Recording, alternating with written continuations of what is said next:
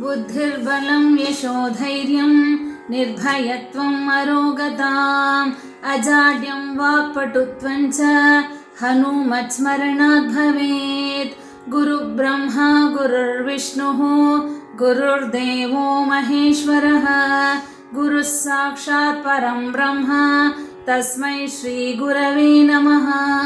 गुरवे सर्वलोकानां भिषजे भवरोगिणां निधये सर्वविद्यानां दक्षिणामूर्तये नमः। अज्ञानतिमिरान्धस्य ज्ञानाञ्जनशलाकया चक्षुरुन्मीलितं येन तस्मै श्रीगुरवे नमः।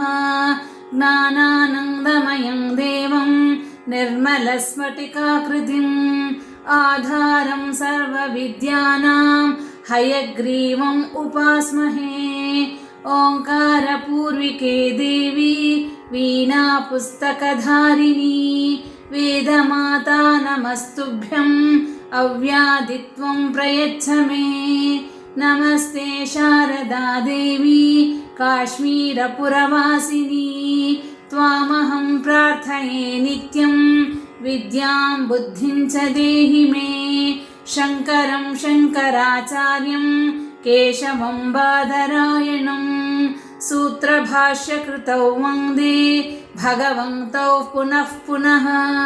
श्रुतिस्मृतिपुराणानाम् आलयं करुणालयं नमामि भगवत्पादं शङ्करल्लोकशङ्करम्। वसुदेवसुतं देवं कंसचाणूरमर्दनं देवकी परमानन्दं कृष्णं वन्दे जगद्गुरुं।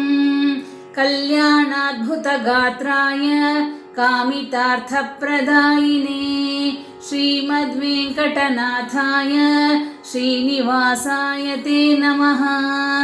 अनायासेन मरणं विना दैन्येन जीवनं देहि मे कृपया शम्भो त्वयि भक्तिम् अचञ्चलाम्।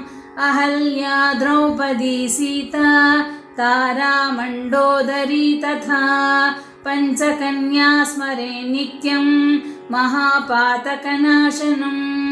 रामस्कन्दं हनुमन्तं वैनतेयं वृकोदरं शयनीयते स्मरे नित्यं दुःस्वप्नं तस्य नश्यति।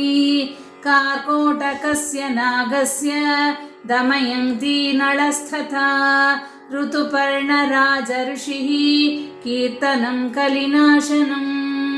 मङ्गलं कोसलेन्द्राय महनीयगुणात्मने चक्रवर्तितनूजाय सार्वभौमाय मङ्गलम्।